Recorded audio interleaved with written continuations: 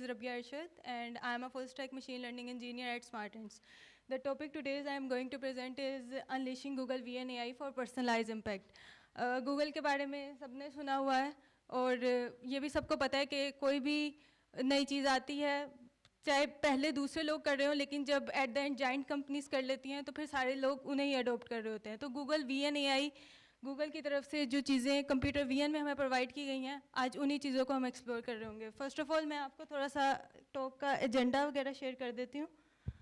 अच्छा, ये चीज़ों को आज हम डिस्कस कर रहे होंगे, जिनके अंदर सबसे पहले कंप्यूटर VN की मैं थोड़ी बहुत बेसिक्स के बारे में आप लोगों को बताऊंगी कि कंप्यूटर VN है क्या, किस चीज़ को हम लोग कह रहे हैं और कंप्यूटर VN की ज़रूरत क्यों है. उसके बाद गूगल VN AI का क्या रोल है, और गूगल VN कंप्यूटर VN को पहले भी कर रहे थे. जब से गूगल VN AI आई है, इसको यूज़ करने की क्या ज़रूरत है, क्या बेनिफिट्स हैं, क्या चैलेंजेस हमारे पास आ जाते हैं इसको यूज़ करने में.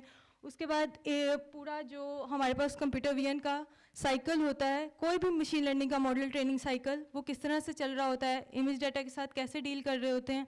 देन फिर एक यूज़ केस और कुछ क्वेश्चंस आप सब के लिए और एक एग्जाम्पल होगी. सो स्टार्ट करते हैं. सबसे पहले तो पिक्चर्स लेना हम सबको पसंद है, ऐसा ही है ना. पिक्चर्स लेना सबको पसंद है और सबको पिक्चर्स को एडिट करना भी बहुत ज़्यादा पसंद है. और जब जैसे जैसे टेक्नोलॉजी आगे जाती जा रही है, सबसे पहले हमारी प्रायोरिटी ये होती है कि पिक्चर्स को एडिट करने वाला टूल सबसे अच्छा मिल जाए. वीडियो एडिटिंग हो जाए, अच्छी सी पिक्चर्स की एडिटिंग हो जाए. इन सब कोई एडिटिंग करना और पिक्चर्स के साथ डील करना कब पॉसिबल है, जब हमारे सिस्टम्स को, कंप्यूटर्स को पिक्चर्स की हमारी समझ आ रही होगी. ऐसे ही है ना, हम लोग तो इमेजेस को देखते हैं, परसीव करते हैं, हमारा माइंड अंडरस्टैंड कर लेता है क्या हो रहा है, क्या नहीं हो रहा है, किस तरह से चीज़ें चल रही हैं.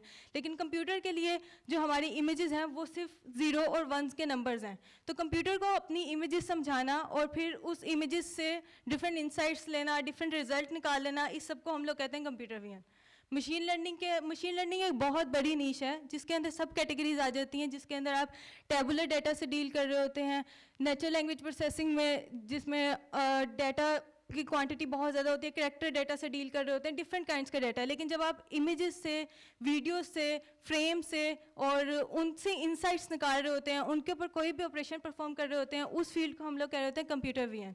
बेसिक कंप्यूटर VN यही है. और कंप्यूटर VN का बेनिफिट्स इन एक्चुअल हम लोगों के केस में यही है कि हम लोग इमेजेस को लें और उससे कुछ इंसाइट्स ड्रा कर लें हम लोग. लेकिन अपने लिए पिक्चर्स को एडिट करना और वीडियोस एडिटिंग और इसकी काफ़ी ज़्यादा यूज़ केस आपको डिफरेंट जगह पे, हर जगह पे, कोई भी आप नीश उठा लें, कोई भी इंडस्ट्री उठा लें, वहाँ पे कंप्यूटर VN की एप्लीकेशन आपको लाजमी मिल जाएगी. I am machine learning engineer, लेकिन मेरी जो कोर फील्ड है वो कंप्यूटर VN से ही रिलेटेड है. मशीन लर्निंग के अंदर मैं कंप्यूटर VN से ही ऑल टुगेदर डील कर रही होती हूँ. और मेरा मेन जो एरिया जिसके अंदर डील कर रही होती हूँ वो वेस्ट मैनेजमेंट. वेस्ट मैनेजमेंट में रिसाइकलिंग के लिए प्रोडक्ट्स को क्लासीफाई करना, जो भी वेस्ट आ रहा है उनकी वेस्ट क्लासिफिकेशन करना, कंटेमिनेशन डिटेक्शन करना. पाकिस्तान के अंदर इतनी ज़्यादा हम लोगों में अवेयरनेस नहीं है, हम वेस्ट क्लासिफिकेशन या इस टाइप की चीज़ों की तरफ देखते ही नहीं है. कंप्यूटर VN हो गया तो सबसे पहले OCR, ऑप्टिकल कैरेक्टर रिकॉग्निशन, इन चीज़ों को डिटेक्ट कर लो, फेस डिटेक्शन, इन चीज़ों में ही हम लोग डील कर रहे होते हैं. बट कुछ ऐसी चीज़ें हैं, कुछ ऐसे एरियाज़ हैं जिनको हम बिल्कुल भी एक्सप्लोर नहीं करते, जिसमें से एक वेस्ट मैनेजमेंट का एरिया है जिसमें कंप्यूटर VN की वास्ट एप्लीकेशंस हैं. सो उसके बाद ये सिंपल कंप्यूटर VN की इंपॉर्टेंस को बताया हुआ है कि in the realm of computer technology जिस तरह एडवांस कर रही है, हम हर चीज़ में एडवांस कर रहे हैं. कंप्यूटर हमारा डाटा को 0-1 को अंडरस्टैंड कर रहा है, तो हमारी इमेजेस को भी अंडरस्टैंड करना उसके लिए इम्पॉर्टेंट है. तो ये सारी चीज़ों के साथ साथ कि हमारी इमेजेस किससे मिलकर बनी है, पिक्सल से मिलकर बनी है ना. एक जो छोटा डॉट होता है इमेज के अंदर उसको हम पिक्सल कहते हैं, उससे मिलकर एक हमारी इमेज बनती है. और उस छोटे पिक्सल को अंडरस्टैंड करवाने के लिए कंप्यूटर को हम लोग कंप्यूटर VN की फील्ड यूज़ कर रहे होते हैं. अब इसके बाद कंप्यूटर VN का थोड़ा बहुत बैकग्राउंड ये है. उसके बाद अब गूगल की तरफ चलते हैं. गूगल हमें VN के अंदर क्या सर्विसेज प्रोवाइड कर रहा है, किस तरह की वो सर्विसेज हैं और उनको यूज़ करने का क्या बेनिफिट है. फर्स्ट ऑफ ऑल गूगल ने जो अपना पूरा प्लेटफॉर्म बनाया ना, गूगल के पास एडवांटेज ये था कि इनके पास अपनी क्लाउड की सर्विसेज हैं. क्लाउड की सर्विसेज का बेनिफिट ये है, आप एक प्रोडक्ट लॉन्च करते हो और वो सारी प्रोडक्ट जो एक सर्विस आपने लॉन्च की और उसके साथ आप डिप्लॉयमेंट, पूरी पाइपलाइन की सर्विसेज दे रहे हो। तो VNAI यही है जो कि हमें पूरी पाइपलाइन की सर्विसेज दे रही होती है, ना सिर्फ डिटेक्शन की, classification, face detection, post detection, ये सारी चीज़ें एक एक सर्विसेज हैं, लेकिन जब उनको क्लाउड के साथ हम लोग मर्ज कर देते हैं तो वो एक पूरा आर्किटेक्चर और पाइपलाइन बन जाती है। तो VNAI सिंपली यही है जो कि आपको पूरी स्टार्ट से लेकर के डाटा कलेक्ट कैसे करना है, डाटा को स्टोर कैसे करना है, डाटा को फिर एनोटेट कैसे करना है, उसके बाद मॉडल की ट्रेनिंग कैसे करनी है, देन उसको एवेल्युएट करके डिप्लॉयमेंट कैसे करनी है, एंड कस्टमर तक कैसे जाएगी। VNAI का सिर्फ और सिर्फ हमारे पास ये बेनिफिट है, मेन बेनिफिट, और मेन क्लासिफिकेशन भी इसकी यही है। उसके बाद इसके कुछ फीचर्स हैं जिनको हम डिस्कस कर लेते हैं कि वीडियोस और इमेजेस को बहुत जल्दी से प्रोसेस कर लेता है। ये लोग क्लेम करते हैं कि अब स्टिल आप एक API लें VN की, गूगल की, और उसको सिंपल एक इमेज दें, नो ट्रेनिंग, कुछ भी ना करवाएं, वो प्री ट्रेन डाटा पर ट्रेन हुआ है, उससे वो ऑटोमेटिकली आपको रिजल्ट डिटेक्ट करके दे देगा। तो ये सबसे, और रियल टाइम डाटा पे भी वीडियोस का जो डाटा होता है रियल टाइम चल रहा होता है, उसके अंदर फ्रेम्स आ रहे होते हैं, उनमें से काफ़ी अच्छी एनालिटिक्स करके बता रहा होता है। देन हमारे पास AutoML और कस्टम ML की फैसिलिटीज़ आ जाती हैं। इसमें यह है कि AutoML में प्री ट्रेन्ड मॉडल काफ़ी जनरलाइज डाटा पे करके स्टोर कर दिए हैं, उनको आप किसी भी अपने यूज़ केस के अकॉर्डिंग यूज़ कर सकते हैं। अब कुछ ऐसे यूज़ केस होते हैं जहाँ पर हमारे प्री ट्रेन मॉडल नहीं चल रहे होते, आपने एक मॉडल ट्रेन करके बड़े ज़्यादा लार्ज डाटा सेट पर ट्रेन करके रख दिया। अब लाइक मैं वेस्ट मैनेजमेंट की बात करती हूँ, अब वो सारा डाटा ट्रेन हुआ हुआ है, ईच एंड एवरीथिंग, पर्सनस को भी ले रहा है, चेयर, ईच एंड एवरीथिंग जो जो कंसीडर हो सकती है उन सारी चीज़ों पर ट्रेन हुआ हुआ है। बट अब वेस्ट मैनेजमेंट में हम कैटेगरीज में डील कर रहे हैं, रिसाइक्लिंग है या ऑर्गेनिक है, डेट्स इट। अब इस टाइप की हमारी सिचुएशन हो गई, तो अब हमें इस यूज़ केस के अकॉर्डिंग एक्यूरेसी को इंक्रीज करना है।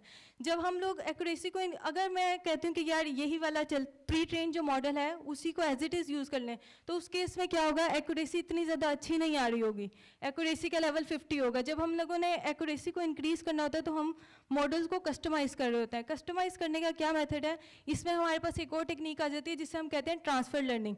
क्या है, आपका मॉडल है वो ट्रेन हुआ है जनरलाइज डाटा पे, सारे डाटा पे, मतलब सपोज करते हैं वो हर किस्म की कार को डिटेक्ट कर रहा है, बट आपने डिटेक्ट करनी है पर्टिकुलर एक ब्रांड की कार, BMW गुजरेगी तो इसको डिटेक्ट करना है, तो उसके लिए उसकी स्पेसिफिक ट्रेनिंग की जाएगी नेक्स्ट BMW के डाटा पे। तो जैसे ही जिस ब्रांड की, जिस वेरिएंट की, जिस क्लास की BMW उसके पास से गुजरेगी वो उसको डिटेक्ट कर लेगा। इस कॉन्सेप्ट को हम लोग ट्रांसफर लर्निंग भी कहते हैं कि प्री ट्रेन डाटा को आप, प्री ट्रेन मॉडल को आप लें और उसको फिर अपने कस्टम डाटा पे ट्रेन करके एक नया मॉडल जनरेट कर लें। इसके बहुत ज़्यादा बेनिफिट भी हैं। गूगल की मेनली लोग बहुत, जितना भी इंडस्ट्री में गूगल का APIs यूज़ हो रही है वो इसी पर्पज़ के लिए यूज़ हो रही हैं। प्री ट्रेन मॉडल यूज़ करते हैं, उसको अपना कस्टमाइज डाटा देकर थोड़ी बहुत और उसकी ट्रेनिंग करते हैं, देन वो गुड टू गो हो जाता है। इससे टाइम भी बहुत ज़्यादा बच जाता है, कंपटीशन कॉस्ट बच जाती है, गूगल ने पहले ही ट्रेनिंग करके उनकी अच्छी रखी हुई है। सकते हैं स्क्रैच से, अगर आप लोग चाहें कोई भी बंदा कि भाई मैंने स्क्रैच से स्टार्ट करना है, आप स्क्रैच से भी स्टार्ट कर सकते हैं। लेकिन स्क्रैच से स्टार्ट करने में क्या क्या हमारे पास चैलेंजेस आ रहे होते हैं, और जितनी भी हमारे पास सर्विसेज हैं, जितनी भी प्रोडक्ट्स हैं जो आज मार्केट में चल रही हैं और वैल्यूएबल हैं, उनकी रीज़न क्या है, वो किसी ना किसी प्रॉब्लम को टैकल कर रही हैं। मतलब गूगल ने इन सारे चैलेंजेस को अपने AI की प्रोडक्ट में टैकल किया और आज वो काफ़ी ज़्यादा ग्रो कर रही है। अब चैलेंजेस सबसे पहले हमारे पास क्या आते हैं, VNAI, जब भी आप कंप्यूटर VN के डाटा के साथ डील कर रहे होंगे आपको बहुत ज़्यादा डाटा की ज़रूरत पड़ती है। मे भी आप लोगों ने ये सारा सुना हो कि मशीन लर्निंग मॉडल्स को ट्रेन करने के लिए हमें कम डाटा चाहिए होता है, लेकिन जैसे ही हम डीप लर्निंग मॉडल्स के पास जाते हैं उनको ट्रेन करने के लिए हमें बहुत ज़्यादा डाटा चाहिए होता है। तो इमेजेस का बहुत ज़्यादा डाटा चाहिए होता है ट्रेन करने के लिए। और फिर डाटा, खाली डाटा ही नहीं चाहिए, ये नहीं कि आप रैंडम इमेजेस ले लें, उस डाटा की क्वालिटी बहुत ज़्यादा मैटर करती है। मॉडल सिंपल एक छोटे बच्चे की तरह, जो चीज़ आप उसके अंदर फीड कर रहे होंगे इन एक्चुअल वही उसको रिजल्ट दे रहा होगा। आप सही चीज़ें फीड कर रहे होंगे वो आपको रिजल्ट भी उसके अकॉर्डिंग देगा। अगर आपका डाटा ही नहीं सही है तो उसकी ट्रेनिंग ही नहीं सही होगी, इन एक्चुअल रिजल्ट भी नहीं सही देगा। उसके बाद हमारे पास आता है कि अब जिस तरह इवॉल्व हो जा रहे हैं, अगर आपने अपनी कोई कस्टम चीज़ बनाई है ना, उसको आपने उसके साथ अब पॉलिसीज़, स्टैंडर्ड्स जो बन रहे हैं, डाटा प्रोटेक्शन लॉज जो बन रहे हैं, उन सारी चीज़ों को कंसीडर खुद से करना है। लेकिन अगर आप कोई बिल्ट इन एप्लीकेशन यूज़ कर रहे हैं तो उसमें ये आपको फैसिलिटी मिल जाती है कि वो सारी चीज़ें, डाटा पॉलिसीज़ को, प्रोटेक्शन पॉलिसीज़, डाटा किस तरह से प्रोटेक्ट कर रहे हैं, GDPR, ये सारी चीज़ों को वो खुद ही कंसीडर कर रहे होते हैं। उसके बाद मॉडल्स ट्रेन करने के लिए बहुत ज़्यादा हमें कंप्यूटेशन पावर चाहिए होती है। अगर आप स्क्रैच से बना रहे हैं जिसमें बहुत ज़्यादा टाइम लगता है। हाँ, अगर आप अपनी ट्रेनिंग्स के लिए FYPs में हम लोग छोटे छोटे काम जो कर रहे होते हैं उनके लिए तो हमारा सिस्टम चल जाता है, या हम क्लाउड पर स्टोरेज ले लेते हैं, वो चल जाती है। लेकिन जब आपने इंटरप्राइज लेवल की कोई भी एप्लीकेशन डिप्लॉय करनी है या फिर मॉडल ट्रेन करना है जो कि मिलियंस ऑफ डेटा पर ट्रेन हो रहा है, जैसे कि अभी आप जेमिनी AI जो कि चैट GPT की तरह का नया मॉडल लॉन्च हुआ है, तो उसके डेटा साइज के जो पैरामीटर हैं वो 1.8 बिलियन से लेकर 3 पॉइंट समथिंग बिलियन पैरामीटर्स हैं। तो कैन यू इमेजिन कि उसका ट्रेनिंग डेटा साइज कितना बड़ा होगा, और फिर ट्रेनिंग डेटा साइज के साथ साथ उस पर मॉडल को ट्रेन होने में कितना टाइम लगा होगा। तो इस सब चीज़ों के लिए रिसोर्सेज कंप्यूटेशन के बहुत ज़्यादा चाहिए होते हैं। उसके बाद सबसे बड़ी चीज़ आ जाती है टाइम कंस्ट्रेंट। ये वाला फैक्टर है जिसकी वजह से बहुत से स्टार्टअप्स, छोटी कंपनीज जो होती हैं, वो जल्दी जल्दी प्रोडक्ट को लॉन्च करने के लिए एक आइडिया माइंड में आया, उसकी प्रोटोटाइप बनाई, लॉन्च करने के लिए VNAI कोई भी बिल्ट इन सोल्यूशन यूज़ कर रहे होते हैं। इवन मैंने अपनी कंपनी में खुद VNAI की एप्लीकेशन को यूज़ किया था just for the sake of customer को शो करवाना है, प्रोटोटाइप दिखानी है कि ये पर्टिकुलर चीज़ है। डिटेक्शन की अगर मैं खुद बनाने लगती उस पर अच्छा खासा टाइम लगना था, रिसर्च होनी थी, डाटा कलेक्ट होना था, उसे एनोटेट करना है, मॉडल को ट्रेन करना है, पूरी पाइपलाइन को डिज़ाइन करना है। ये गूगल ने ऑटोमेटिक बिल्ट इन सोल्यूशन दे दिया, प्लग एंड प्ले, सिंपल मैंने उसको इनबिल्ट किया।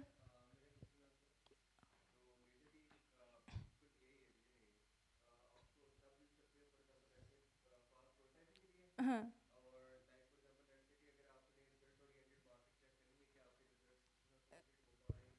ऐसे ही, बिल्कुल ऐसे ही। ऐसे ही जी, लॉन्गर रन के लिए ये सोल्यूशन है। बिकॉज उसकी रीज़न ये है, ये लोग चार्ज करते हैं पर इमेज के अकॉर्डिंग। अब इमेजेस जहाँ पर मैं वर्क कर रही हूँ वो IoT डिवाइसेस हैं, और वो कुछ टाइम बाद आपको इमेजेस दे रही हैं। इवन कि जब हम टेस्टिंग कर रहे होते हैं, टेस्टिंग में डिवाइसेस को लगा देते हैं कि वो 1 मिनट बाद इमेज दे रही है, मतलब 60 मिनट तो 60 इमेजेस आपके पास आ रही हैं। आप अगर 24 आवर में देख लें तो 360 समथिंग इमेजेस आपके पास आ जाएंगी। तो इसके अकॉर्डिंग ये लोग प्राइस चार्ज कर रहे होते हैं। तो फिर लॉन्ग टर्म सोल्यूशन हमारे पास यही होता है कि हम लोग अपना कस्टम मॉडल बनाएं और उस पर मूव कर रहे हो। और ये प्रोटोटाइपिंग और गो टू मार्केट सिचुएशंस जो होती है ना, उनके लिए बहुत ज़्यादा अच्छे होते हैं। और ये कि एक और चीज़ ये होती है, अंडरस्टैंडिंग बहुत ज़्यादा आपको क्लियर हो जाती है। मैंने जब इस पर काम किया मुझे बहुत ज़्यादा क्लैरिटी होगी, डाटा किस तरह से होना चाहिए, कितना ट्रेनिंग में टाइम लगेगा, कंपटीशन कैसे होगी, डाटा की क्वालिटी कैसी होगी, कैसे मैं एनोटेट करूँ, किस तरह डिवाइड करूँ ट्रेनिंग डाटा और टेस्टिंग का डाटा। सो ये सबसे बड़ा एक एज हो जाता है। उसके बाद अब गूगल ने वही जो सारे चैलेंजेस कंप्यूटर विजन का स्क्रैच से अगर मॉडल ट्रेन करते हैं, जो चैलेंजेस सारे उसमें आ रहे थे, उन्हीं सारी चैलेंजेस को अपने VNAI के बेनिफिट्स बनाए हैं और ये प्रोडक्ट लॉन्च कर दिया।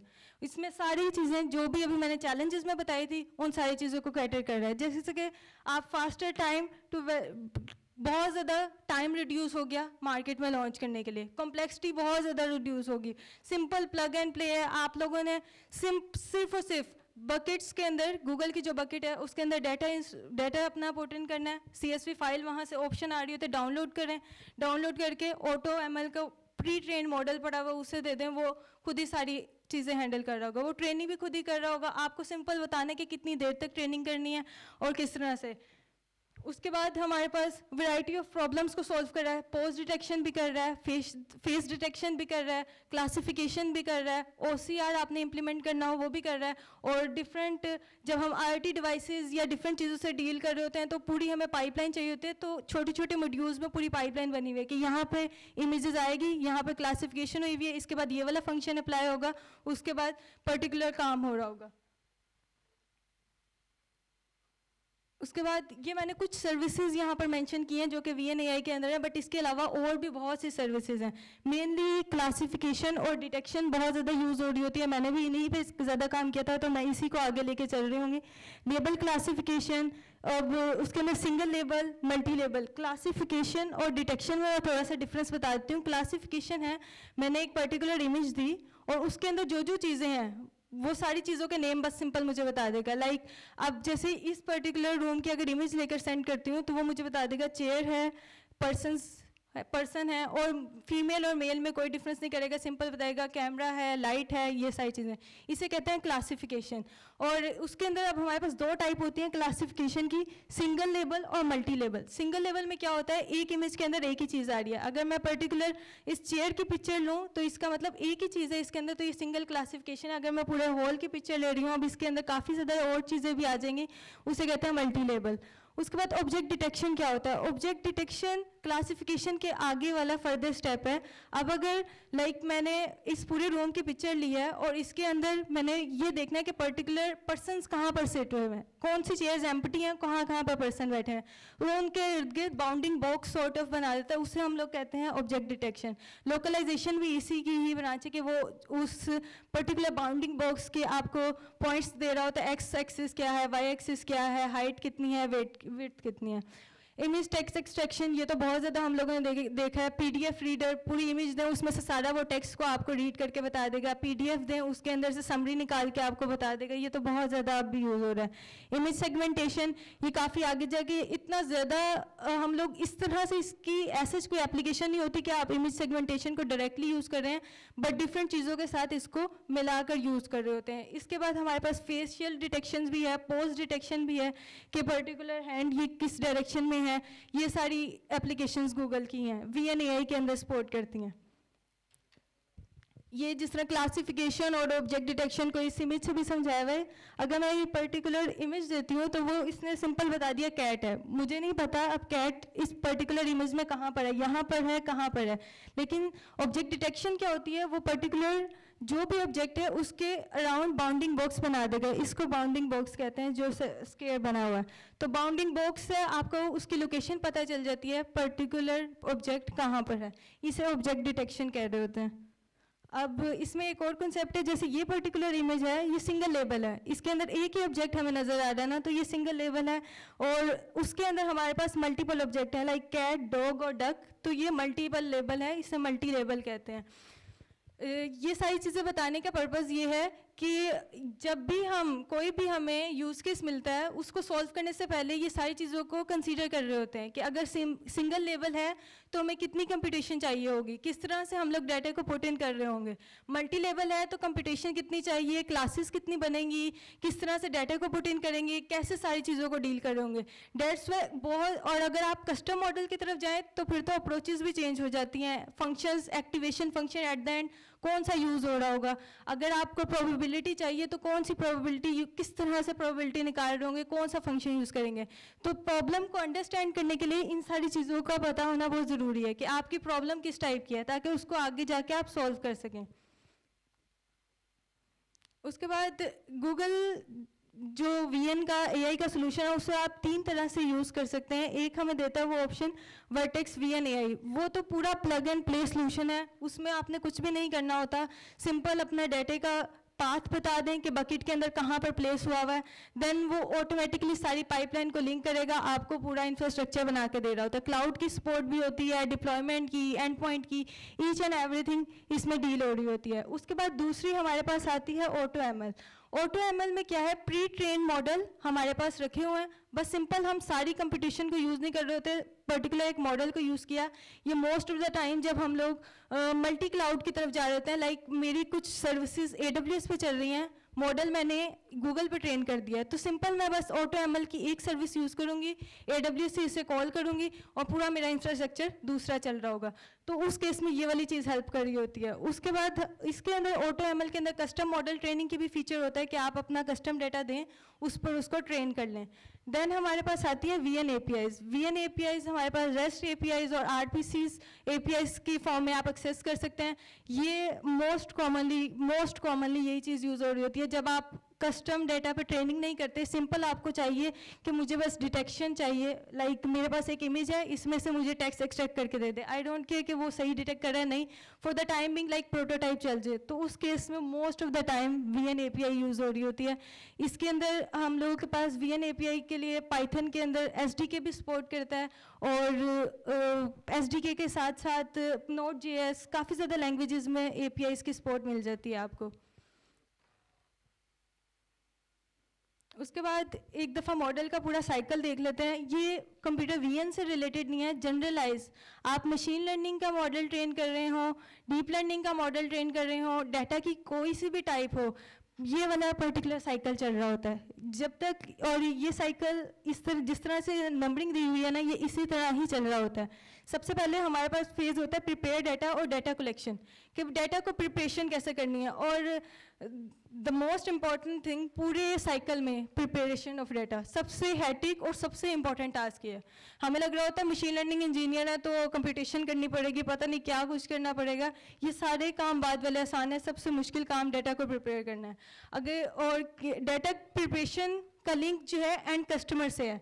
अब वेस्ट मैनेजमेंट वाले सेक्टर में ले लें, उसमें आपने एंड कस्टमर से जाके वेस्ट की इमेजेस और डाटा को कलेक्ट करना है। किसी और पर्सपेक्टिव से लेना है, एंड कस्टमर से जाके डाटा लेना है, जो कि सबसे ज़्यादा हैटिक है। और फिर वो डाटा सही आ रहा है नहीं आ रहा, उसको आपने मैनेज करना है कि डाटा सही नहीं है तो उसको हम लोगों ने अगर कोई अनोमली है उसके अंदर तो उसको किस तरह से रिमूव करना है, डाटा की एक्यूरेसी को किस तरह से इन्हांस करना है। ये सारा काम सबसे ज़्यादा टाइम ले रहा होता है। डाटा प्रिपेयर करना, सारा डाटा कलेक्ट करना, फिर उसको data set banana. Data set banana in actually ये होता है कि मॉडल को हम किस फॉर्म में डाटा देंगे। बट अब मेरे पास लाइक इमेजेस का डाटा है, अब मैं खाली वो इमेजेस का डाटा मॉडल को नहीं दे सकती, उसके साथ मुझे उसको लेबल करके बताना होगा कि ये पर्टिकुलर इमेज डॉग की है, कैट की है, ये पर्टिकुलर इमेज लाइक डक की है। ईच एंड एवरीथिंग जब लेबल कर कर उसको कंप्यूटर की ज़ुबान में लाइक समझाएंगे तभी उसको समझ आ रही होगी। तो इस चीज़ को हम लोग कहते हैं क्रिएट डाटा सेट, और उसमें डाटा को अनोटेट भी कर रहे होते हैं। इसे अनोटेशन कहते हैं इमेज को जब लेबलिंग कर रहे होते हैं।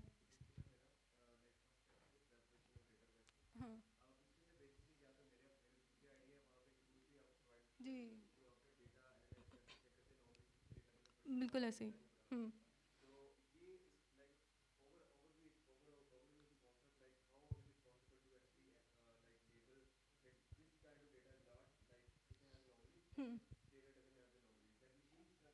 अच्छा, उसके लिए प्रॉपर हम लोग ऑटोमेशन फंक्शंस लिख रहे होते हैं। अगर हम लोग ये भी use case to use case vary कर रहा होता है। इमेजेस डेटा सेट में अगर आप डील कर रहे हैं ना, तो उसके अंदर ऑटो डिस्टिल की लाइब्रेरी है एक हमारे पास, रोबोफ्लो का मे भी आपने नाम सुना।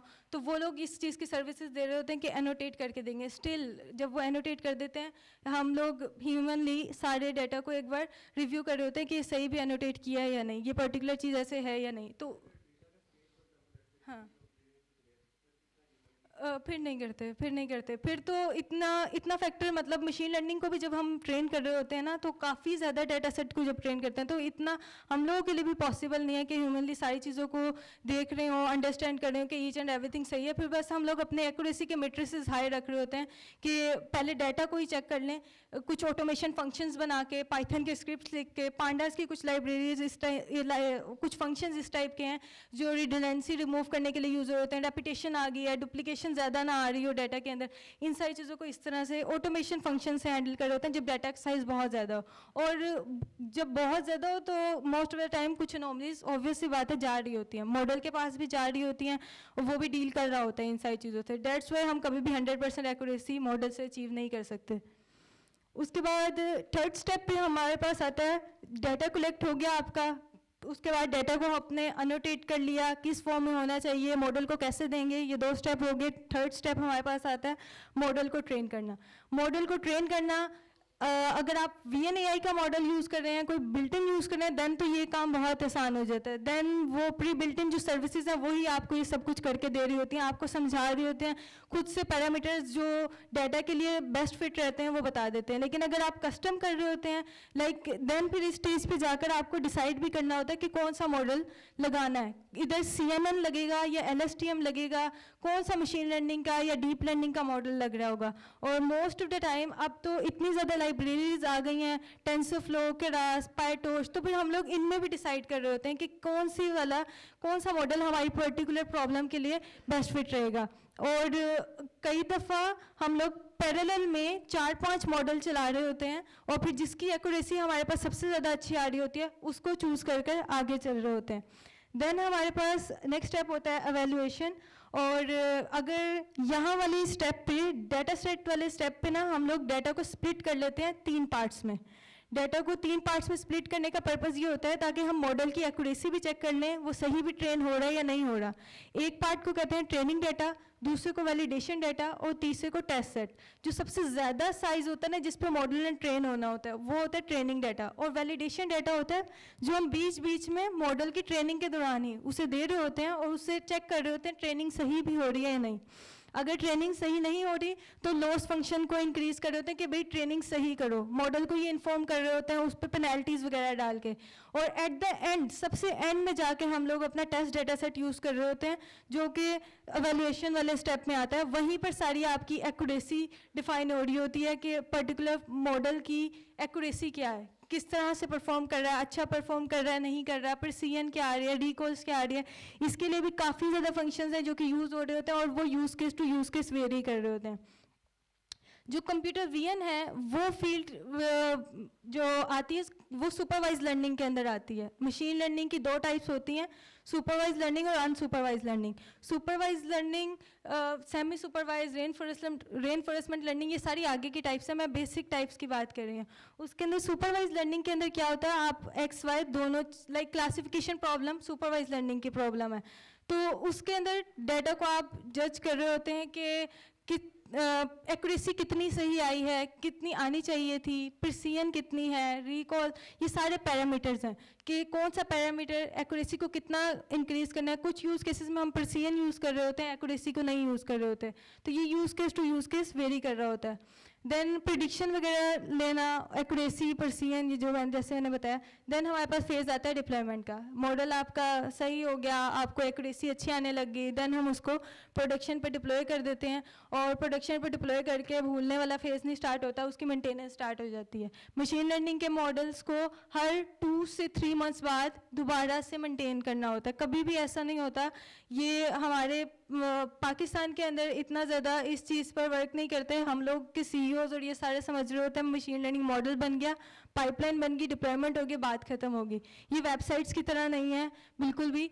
इसको टाइम टू टाइम हम लोगों ने ट्रेन करना होता है, बताना होता है। अगर डाटा अपडेट हो रहा है तो डाटा को अपडेट करना है। कोई इन्फॉर्मेशन नहीं आ गया, कोई ऐसा यूज़ केस आया जो उसके ट्रेनिंग डाटा सेट में नहीं था, तो उसको ये इन्फॉर्म करना है मॉडल को, दोबारा से उसकी ट्रेनिंग वाला अक्सर ये साइकिल दोबारा चल रहा होता है कि दोबारा से उसकी ट्रेनिंग हो रही है, डाटा नया कलेक्ट कर रहे हैं ताकि एक्यूरेसी और ज़्यादा अच्छी हो जाए। उसके बाद ये एक मैंने यूज़ केस है जो कि VN की AI को ही यूज़ करते हुए है, और ये काफ़ी मज़ेदार और देखने में बहुत ज़्यादा इजी है, और इन एक्चुअल है भी बहुत ज़्यादा इजी। ये इस टाइप के प्रोजेक्ट आप लोग सारे भी जो लोग यूनिवर्सिटी साइट पर हैं वो पोर्टफोलियोज़ में अपने ऐड कर सकते हैं, और जो ये बहुत जल्दी बन जाते हैं। आपने सिंपल इसमें क्या हुआ है, ये सही क्लियर नज़र आ रहा है ना सबको? हाँ, अब इसके अंदर लाइक एक पर्टिकुलर इमेज मैंने दी और वो उस इमेज में से डिटेक्ट कर रहा है कि इसके अंदर क्या क्या चीज़ें हैं, जिस तरह लेबल डिटेक्शन की और ऑब्जेक्ट डिटेक्शन की। लेबल डिटेक्शन में उसने बता दिया मेल है, फीमेल है, एक पर्स है, बैग है, जो जो चीज़ें उसके अंदर आ रही थी पर्टिकुलर इमेज में वो आइडेंटिफाई कर दी। वो किसने की? VN API ने। VN API को इमेज भेजी और उसने वो सारी चीज़ें उसमें से डिटेक्ट कर दी।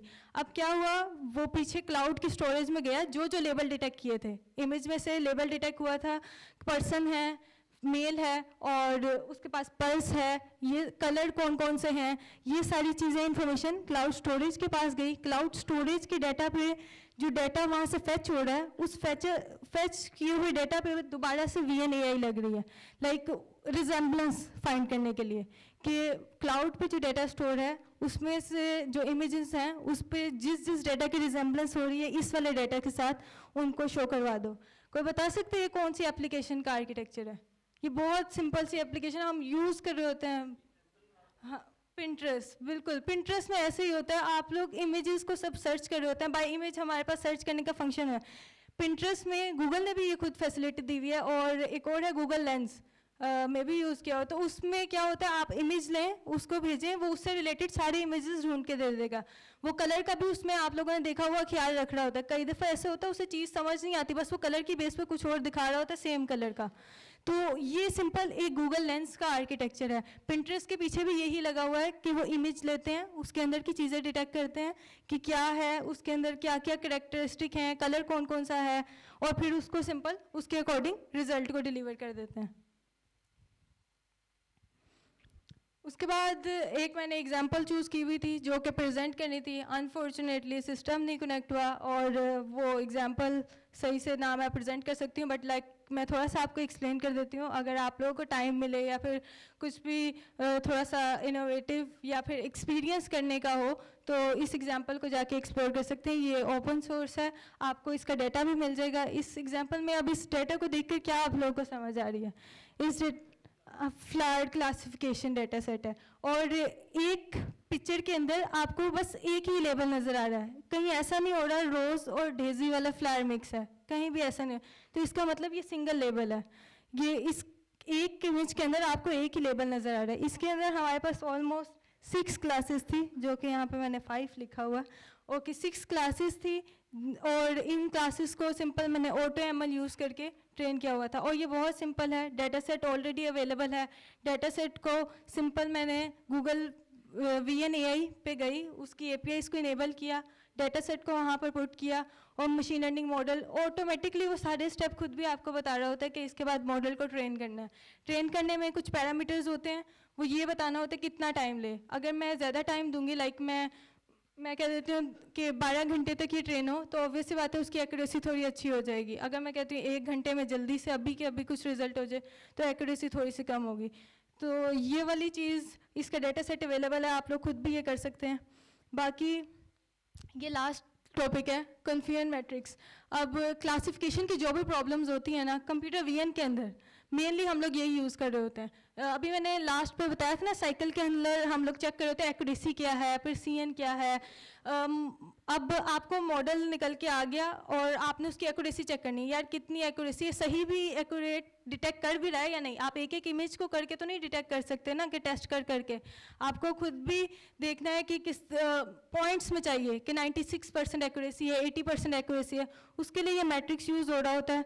इसके अंदर इसमें यहाँ पर प्रिडिक्टेड वैल्यूज सारी आ रही होती हैं, वहाँ पर रियल वैल्यूज। इसमें ऐसे होता है कि अगर लाइक ये पर्टिकुलर चीज़ कोई भी, जैसे ये माइक है, माइक को अगर उसने सही डिटेक्ट किया है, माइक को माइक ही कहा है, तो वो ट्रू पॉजिटिव की कैटेगरी में आ जाएगा। अगर माइक को कुछ और कह दिया, लाइक पेन कह दिया, तो वो फॉल्स पॉजिटिव था ये माइक, लेकिन इसको सही डिटेक्ट नहीं किया, फॉल्स पॉजिटिव। इस तरह false negative, false true negative, सारी चीज़ों को इस तरह से कन्फ्यूजन मैट्रिक्स बनता है और क्लासिफिकेशन प्रॉब्लम्स में मेनली ये यूज़ हो रहा होता है। जो एग्जांपल थी, और इसका जो सही वाला पार्ट होता है ना, जो ये वाला डायगनल होता है इस तरह से, ये वाला डायगनल हमेशा राइट वैल्यूज़ होती हैं। और हम लोग जो मेजर कर रहे होते हैं, लाइक अगर आपने किसी को एक्यूरेसी अपने मॉडल की बतानी है तो वो इसी डायगनल के अकॉर्डिंग बता रहे होते हैं। That's it from my side. If anyone have any kind of question, he or she can ask.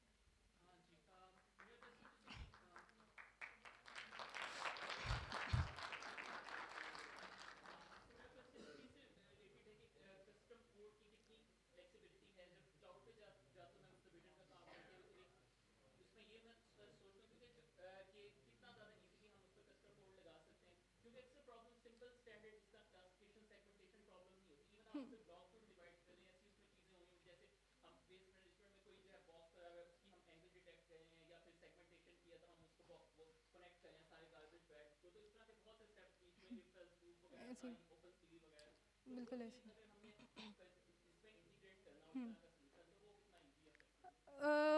इसके लिए जिस तरह की जब भी हम लोग प्री बिल्ट इन सोल्यूशन को यूज़ कर रहे होते हैं, लाइक ये प्री ट्रेन डाटा है ना, प्री ट्रेन मॉडल है और इसको हम लोग अपनी प्रॉब्लम के लिए यूज़ कर रहे हैं, तो इसको समझाने का, अंडरस्टैंड करवाने का चीज़ सिर्फ यही तरीका होता है कि आप अपना डाटा इस तरह से प्रेजेंट कर रहे हो। लाइक आपने सेगमेंटेशन बतानी है, ठीक है, सेगमेंटेशन, एक सेगमेंटेशन है कि वो हर चीज़ को डिफरेंट कलर दे रहा है। एक सेगमेंटेशन है, मैं ये कहती हूँ चेयर्स को सेम कलर देना है, जहाँ जहाँ चेयर नज़र आए उसको सेम कलर देना है। तो डाटा को ट्रेन करते हुए, मॉडल को जब ट्रेनिंग का डाटा दे रहे होंगे, हम कस्टम डाटा देते हैं और उसकी पर्टिकुलर फॉर्म होती है कि किस तरह से देना है, तो उसको इसी कलर में एक्सप्लेन कर रहे होना चाहिए सारी चीज़ों को, कलर और ये सारी चीज़ें।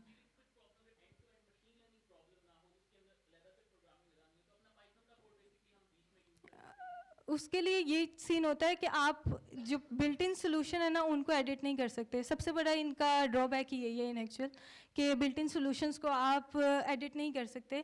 लाइक आप हाँ ट्यून थोड़ा बहुत कर सकते हैं, लाइक ईपोक साइज और बैच प्रिडिक्शंस, बैच के या सिंगल आपने वैल्यू से प्रिडिक्शन करनी है या नहीं, ये सारी चीज़ कर सकते हैं। बट ये नहीं है कि आप उसकी इन फंक्शंस एक्टिवेशन फंक्शन को जाके चेंज करना, ये नहीं पॉसिबल। तो इनकी सबसे बड़ी लिमिटेशन प्री ट्रेन सोल्यूशन को यूज़ करने की यही है।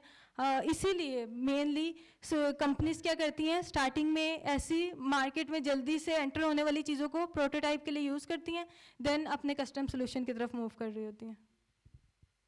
क्लियर हो गया? Anyone else?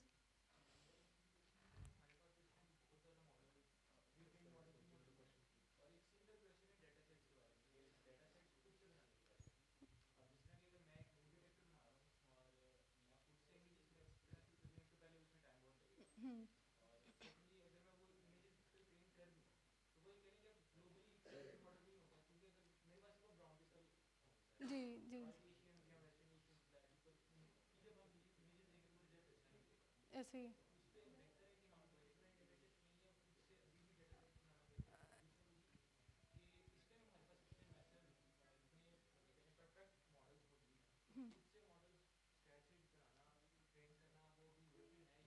जी, ये खुद से मॉडल ट्रेन करना अब बहुत कम हो गया। अब हम लोग कस्टम सॉल्यूशन की तरफ बहुत कम जा रहे होते हैं। मेन क्या कर रहे होते हैं, प्री ट्रेन मॉडल है। ये तो VNAI पेड है, इस पे पैसे भी लग रहे होते हैं। योलो, योलो का मैं भी सबने सुना हो, यू ओनली लुक वंस। तो वो state of the art computer vision का मॉडल है, जो कि क्लासिफिकेशन, डिटेक्शन, पोस्ट डिटेक्शन, अब उसका जो वर्जन 8 आया है वो तो सबसे ही, और वो पर फ्रेम एक सेकंड के अंदर इतने ज़्यादा फ्रेम्स के साथ डील कर रहा होता है। तो उस केस में हम क्या है अब, लेकिन उसकी ट्रेनिंग क्या हुई है, जनरलाइज डाटा पे। सारी जनरलाइज डाटा पे आप क्या, वहाँ पे टेक्निक आती है ट्रांसफर लर्निंग की। आप जनरलाइज डाटा पे ट्रेन मॉडल को, जो पहले से ही कुछ ना कुछ % एक्यूरेट है, उसको अपनी प्रॉब्लम पे और ज़्यादा मॉडिफाई करते हैं, देन वो सही से आपकी प्रॉब्लम पे ट्रेन हो रहा हो। तो उसमें टाइम भी कम लगता है, एफर्ट्स भी कम लगती हैं, डाटा भी कम लगता है, और मार्केट में भी जल्दी चला जाता है। यस।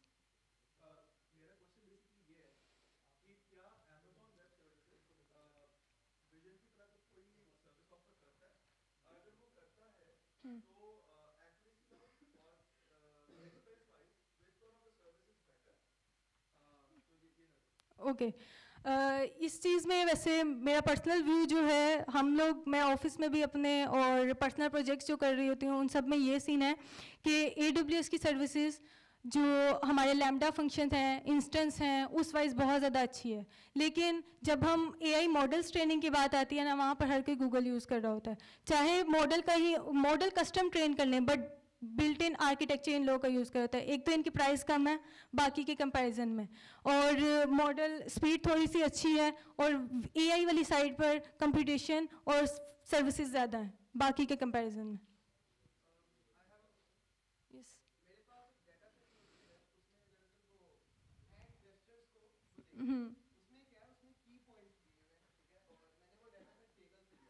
ठीक।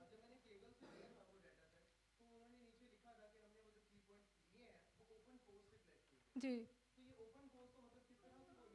हाँ हाँ। अच्छा, एक अमेजिंग चीज़ बताती हूँ, ओपन सोर्स गूगल की ही, ओपन पोज गूगल की ही ओपन सोर्स लाइब्रेरी है, और जिसका अब नया नाम जो और नया वर्जन है मीडिया पाइप्स। और मीडिया पाइप्स जो है उसकी, और वो बहुत कमाल का रिज़ल्ट है, उसका रिज़ल्ट सारी चीज़ों को बीट कर देता है जब भी हम पोज डिटेक्शन में आते हैं, कि वो हैंड जेस्चर्स और पोस्ट डिटेक्शन बहुत अच्छे से कर रहा होता है। उसकी पहले से ही बहुत अच्छी ट्रेनिंग हुई हुई है, और ट्रेनिंग के साथ साथ अगर आप कभी कोड खोल कर देखें ना मीडिया पाइप्स का, उसका ओपन सोर्स कोड है, और कोड खोल कर देखें उसमें इतने स्टैटिस्टिक के फॉर्मूलाज लगे हुए ना सारे, मेनली वो सारे ग्राफ्स बना रहे होते हैं, टेंजेंट लाइंस, स्टैटिस्टिक की सारी चीज़ें उसके अंदर यूज़ हो रही हैं। ट्रेनिंग से ज़्यादा उसके अंदर स्टैटिस्टिक यूज़ हुई हुई है। अच्छा, this is the last question because we have to wrap up and उधर भी अभी एक क्या कहते हैं सेमिनार है, सेशन है, so उधर भी स्वैग्स मिल रहे होंगे, so just any one question we can आप अपने हाँ अपने हिसाब से चूज कर लें जिसको आपने कुछ। हाँ।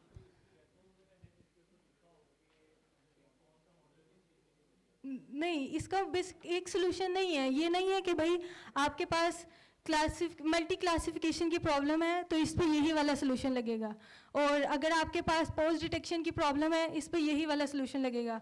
और even most of the time computer vision के अंदर अब डील तो सारा इमेजेस से ही करना है ना, लेकिन स्टिल इमेजेस के साथ साथ उनकी कैटेगरीज को देखते हुए, यूज़ केस को देखते हुए, रियल टाइम पे है नहीं है, कितने टाइम में करनी है, इन सारी चीज़ों को, इन सारी फैक्टर्स को रखते हुए हम लोग रिसर्च करते हैं। कभी भी अभी भी स्टिल मेरे पास कोई भी नया यूज़ केस आएगा, मैं इस तरह नहीं देखते ही कह दूंगी कि इस पर पोस्ट डिटेक्शन की ये लाइब्रेरी लगा लो। स्टिल उस पर थोड़ी बहुत रिसर्च करनी पड़ेगी। पहले से जो काम थोड़ा बहुत हो चुका है वो देखूंगी कि क्या मॉडल्स, कौन से मॉडल अच्छी परफॉर्मेंस दे रहे हैं। लाइक रोबोफोलो का बना हुआ मॉडल यूज़ कर लूँ या फिर अपना कस्टम ट्रेन करूँ, गूगल यूज़ कर लूँ, AWS यूज़ कर लूँ। तो थोड़ी बहुत रिसर्च करनी पड़ती है, और जब आप ज़्यादा प्रोजेक्ट करते हैं ना, आपकी खुद इंट्यूशन इतनी ज़्यादा स्ट्रॉन्ग हो जाती है। इसका कोई स्ट्रेट फॉरवर्ड या हार्ड कोड रूल नहीं है कि यही यूज़ करना है, तो वो आपको खुद ही सेंस बन रही होती है चीज़ों की कि इस डाटा के अंदर क्या सही रहेगा, क्या नहीं सही रहेगा। बिल्कुल ऐसे ही है, बिल्कुल ऐसे ही है। जिस तरह मैंने बताया भी था कि डेवलपमेंट वाले फेस में हम लोग 3 से 4 मॉडल्स को पाइपलाइन में पैरेलल चला रहे होते हैं कि जो अच्छी परफॉर्मेंस देगा उसको पिकअप कर लेंगे। इसे A/B टेस्टिंग भी कह रहे होते हैं कि जो हमें अच्छी परफॉर्मेंस देगा उस वाले को हम चूज़ कर लेंगे। अच्छा, बाकी thank you so much guys for this amazing response, और I really love to talk to you. और अगर आप लोग के और भी क्वेश्चंस हों, you can connect me on LinkedIn, और उसके अलावा मेरी ईमेल है, उस पर मैसेज कर सकते हैं।